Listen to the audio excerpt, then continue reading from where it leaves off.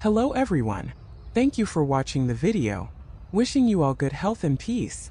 In the morning, Ju-han stepped out of the house, her baby in her arms and an empty basket strapped to her back. She walked along the red dirt path, stopping at the home of an elderly woman in the village. The old lady with silver hair was sitting in the yard rinsing rice. When she saw Ju-han approach, she gently took the baby from her arms. Ju-han thanked her, then headed straight to the rose apple tree beside the house.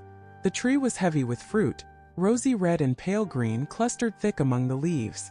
She climbed up, bracing her legs around the trunk and reaching out to pick the fruit by hand.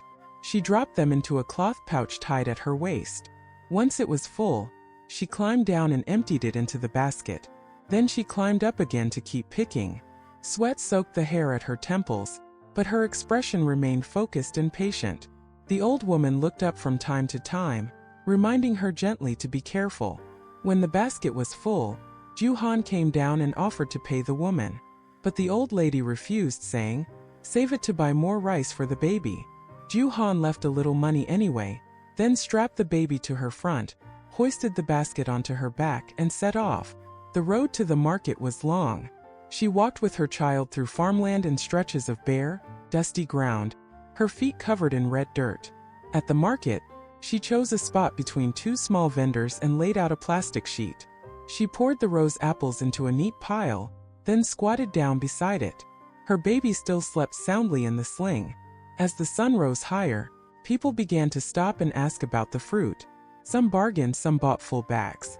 She smiled and welcomed each customer warmly, her tone calm and kind. A woman on a motorbike stopped, bought a full bag, asked how they were doing and slipped her some extra money saying, "Buy some eggs for the baby." Ju-han thanked her and declined, but the woman left it anyway and rode off. Watching her go, warmth spread through Ju-han's chest. By noon, most of the fruit was gone. She gathered what was left and counted the money. It was enough to buy a kilo of rice and a few eggs. Holding her child close, she began the walk home. On the way, she stopped by a bamboo grove and carefully selected a few fresh stalks. With her knife, she chopped them down and carried them home to repair the part of her kitchen that had been destroyed. Back at home, she laid her baby down on a mat and stepped outside to fetch firewood. She lit the stove and rinsed the rice for cooking. The fire crackled and smoke curled through the patched-up bamboo kitchen. She cracked the eggs, added a little oil and fried them. The scent of food soon filled the small room.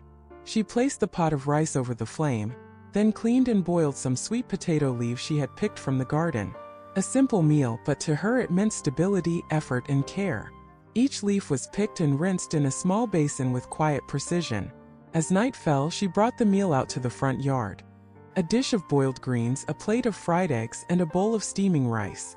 Her baby had woken by then, so she fed the child first with warm porridge, then returned to her own meal. She didn't speak, only ate in silence, her gaze drifting into the distance.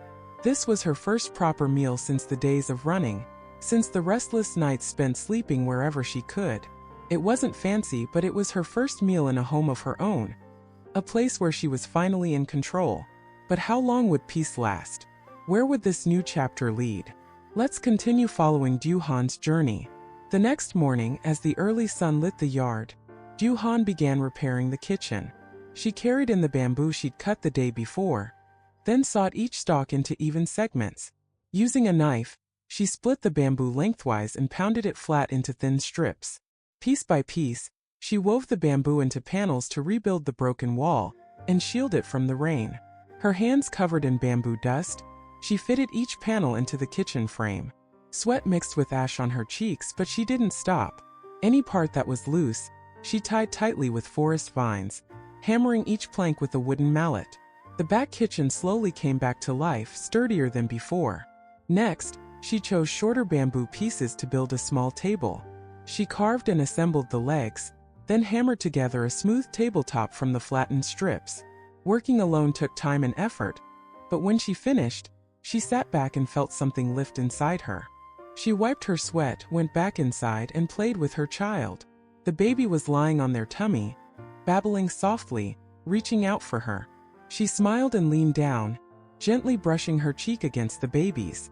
In this patched-up little home, scarred but standing strong, A young mother's hands were bringing it back to life one piece at a time. Early in the morning, Ju-han carried her baby in a sling across her chest, a small burlap sack in one hand, and slowly made her way toward the hillside. She chose the path through the old farmland, where the land had already been burned and cleared. Just blackened stumps and dry, cracked soil remained. Every step meant dodging rocks and thorns, but she was used to it by now. She bent down, gathering dry branches one by one, tying them into small bundles. Her son lay quietly in the sling, but after a while, he began to fuss. Ju-han peeked into the sling and saw several red mosquito bites on his cheek. She sighed softly, wiped the sweat from his brow with her sleeve, then continued her work. While dragging a thicker piece of firewood, her foot suddenly stepped on an upturned branch. The sharp end jabbed straight into her ankle. She collapsed to one knee, wincing from the pain. Blood began to seep through her pants, sticking to the fabric. Fighting back tears, she clutched her baby tightly, refusing to cry. One hand held the bundle of wood, while she limped on one leg, slowly making her way home. The breeze on the hill couldn't ease the stabbing pain shooting through her foot. When she finally reached home, she dropped the firewood and collapsed onto the floor, panting heavily. A neighbor woman, noticing Ju-han's condition, rushed over in concern. Hearing what had happened, the neighbor gently took the baby to soothe him to sleep. Ju-han, without resting, grabbed her conical hat, threw on a thin jacket, and hobbled toward the village entrance. She intended to walk to the commune's health clinic, more than a kilometer away. But after just a few hundred meters, the pain became unbearable, and she could barely take another step. Just then, a middle-aged man passed by on a motorbike. Seeing her limp, he stopped to ask what had happened. Without hesitation, he offered to take her to the clinic. Sitting on the back of the bike, Ju-han gripped the seat tightly, trying to keep her balance. The numbing pain in her foot and the dull ache running up her leg made her afraid to move too much. At the clinic, the doctor had her lie down, carefully cleaned and dressed the wound, then gave her a painkiller injection and a prescription. He advised her to rest for a few days, avoid walking, and keep the wound clean to prevent infection. She nodded gratefully and limped out of the clinic.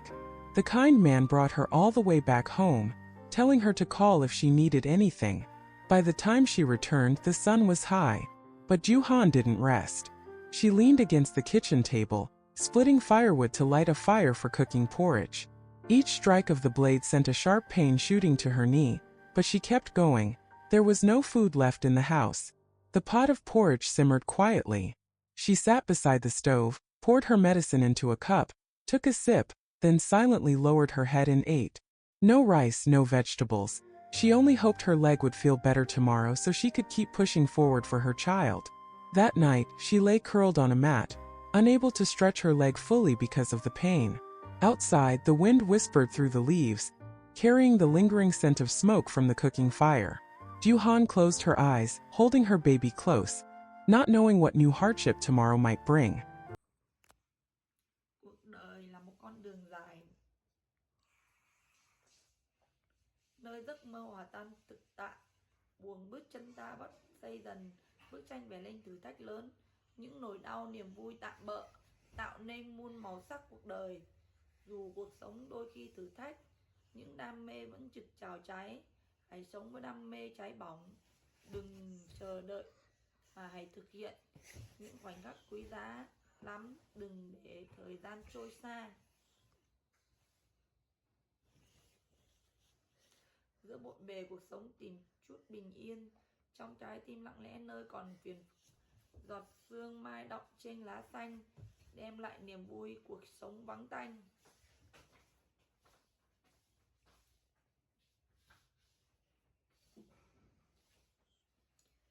Ánh sáng mặt trời dọi qua mây, dù mưa giông vẫn đang đong đầy. Trong lòng chứa đầy hy vọng, ngày mai sáng tươi chờ đợi ta. Bước đi trên con đường đầy hoa, dẫu khó khăn không lùi bước. Trong tim giữ trọn niềm tin,